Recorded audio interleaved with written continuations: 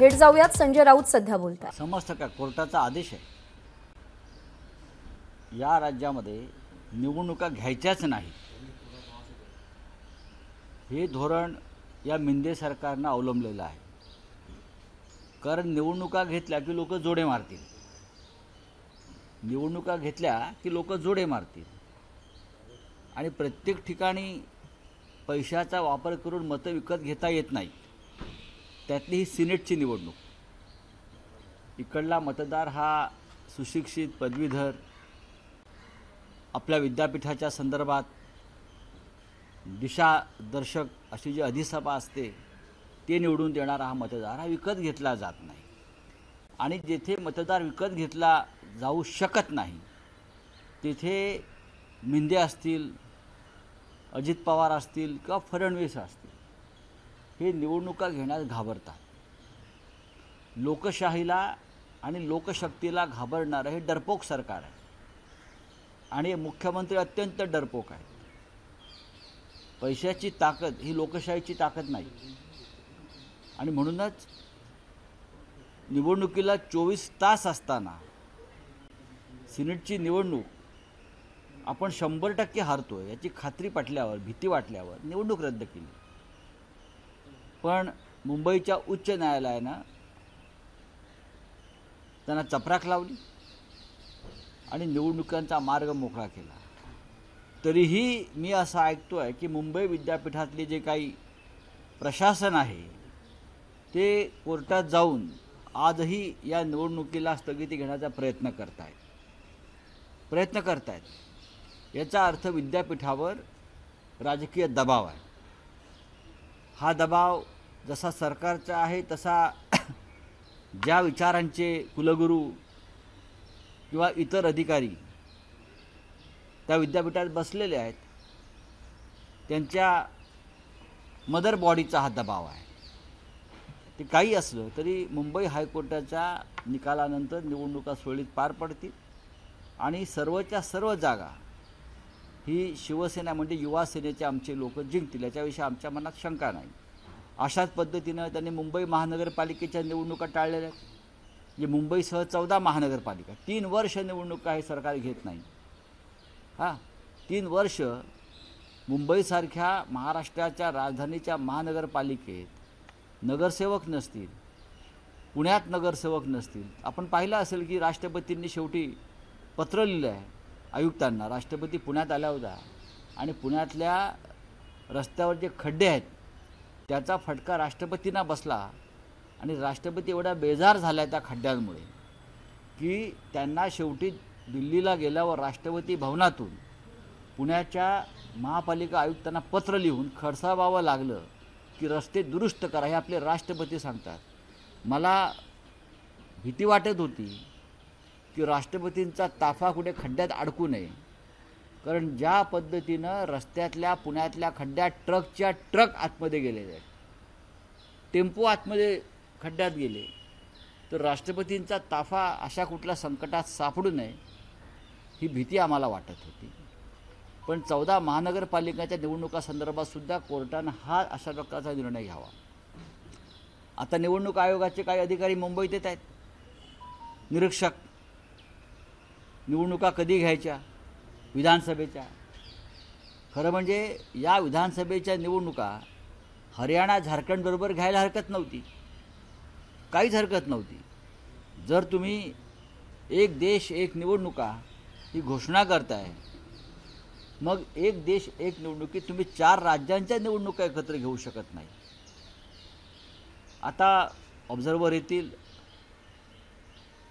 पडद्याआड राजकीय चर्चा करतील आणि मग इकडल्या सरकारला ज्या पद्धतीने आणि ज्या तारखेला निवडणुका हव्यात आणि जे शेड्यूल हवे ते ठरवतील. बाकी काय याच्यामध्ये नवीन घडेल असं मला वाटत नाही. बोला. 3 टर्म जे निवडणुका आहेत त्या हरियाणा सोबत महाराष्ट्राच्या लागलेल्या पाहायला मिळाल्या. मात्र यावेळेस मात्र महाराष्ट्राची भीती, प्रचंड भीती. ज्यासाठी सिनेटच्या निवडणुका ढकलल्या त्याच भीतीपोटी महाराष्ट्रातल्या विधानसभेच्या निवडणुकाची टाळमटाळ करतायत.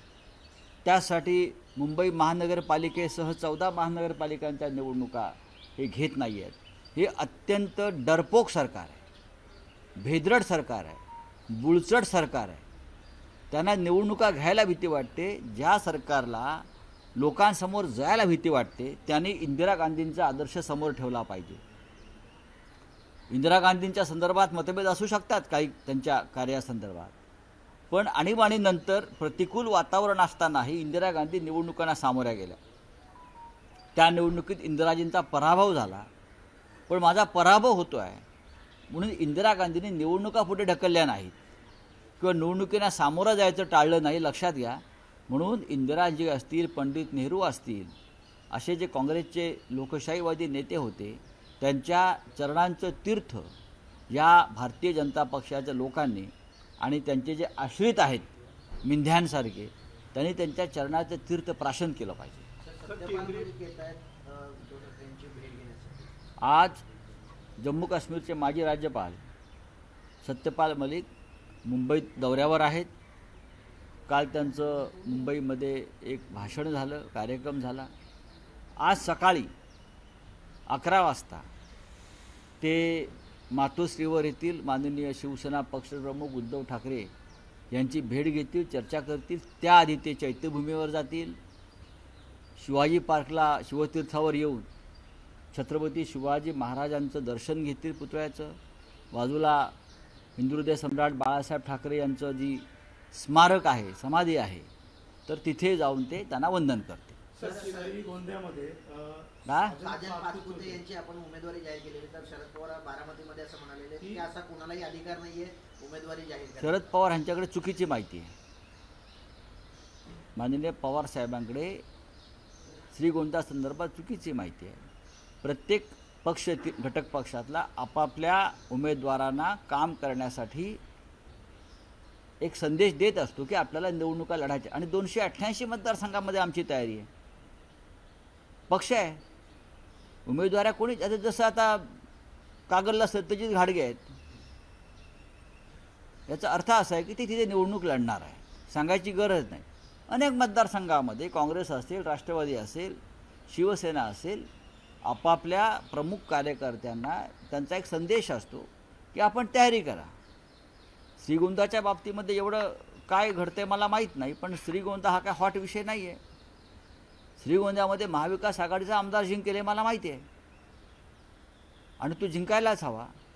कोणीही कुठेही उमेदवारी जाहीर केलेली नाही, पण सर्व मतदारसंघामध्ये आम्ही आमच्या कार्यकर्त्यांना, पदाधिकाऱ्यांना, संभाव्य उमेदवारांना तयारीला लागा हा संदेश दिला असेल तर त्यात काय चुकते असं वाटत नाही आम्हाला.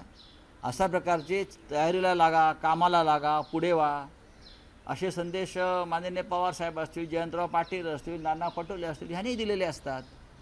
त्याच्यावरती एवढा आक्षेप घ्यायचं कारण नाही. सर, हुसैन दलवाई हिंदी में जाना चाहेंगे. हुसैन दलवाई ने कल एक बयान दिया है जिसमें उनका कहना है कि 24 सीटें मुसलमानों को दी जाए. इससे पहले भी लोकसभा चुनाव में मुस्लिम उम्मीदवारों को टिकट नहीं दिए जाने से कांग्रेस नाराज थी महाविकास आघाड़ी की तरफ से.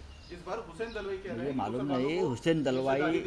हुसैन दलवाई बहुत बार मंत्री रहे हैं, MLC रहे हैं, राज्यसभा में 2 बार सांसद रहे हैं, हमारे साथ रहे थे.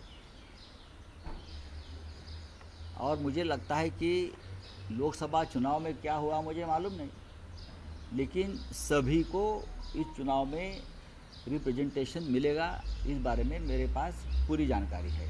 केंद्रीय चुनाव आयोग सर जो है 27-28 तारीख को दौरे करने वाली है चुनाव की तैयारी को लेकर. असेंबली क्या चुनाव की तैयारी की?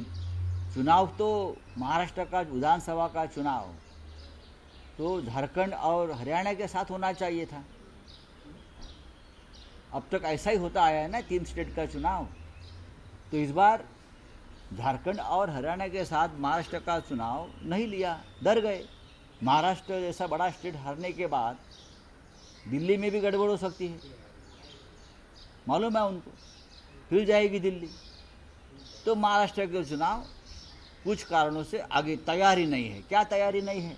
इतना बड़ा चुनाव आयोग 1 नेशन 1 इलेक्शन की बात करता है, और महाराष्ट्र का चुनाव हरियाणा के साथ लेने में डर लगता है. आपकी तैयारी नहीं है.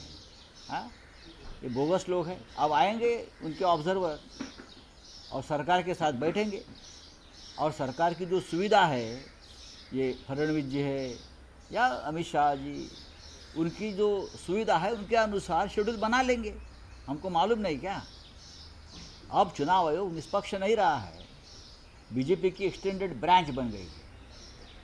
ये आप 2-3 साल में जो निर्णय चुनाव आयोग ने लिए हैं, चाहे हमारी पार्टी हो, चाहे हमारा चिन्ह हो, और कुछ हो, डिस्क्वालिफिकेशन का मामला हो, सब कुछ किया है।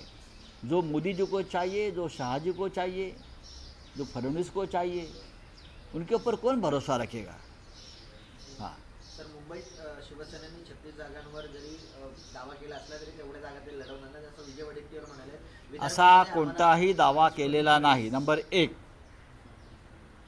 कोणीही कधीही कुठेही कोणत्याही पक्षानं अशा प्रकारचे दावे प्रतिदावे केलेले नाही, हे मी ठामपणे सांगू शकतो, कारण मी त्या प्रक्रियेत आहे।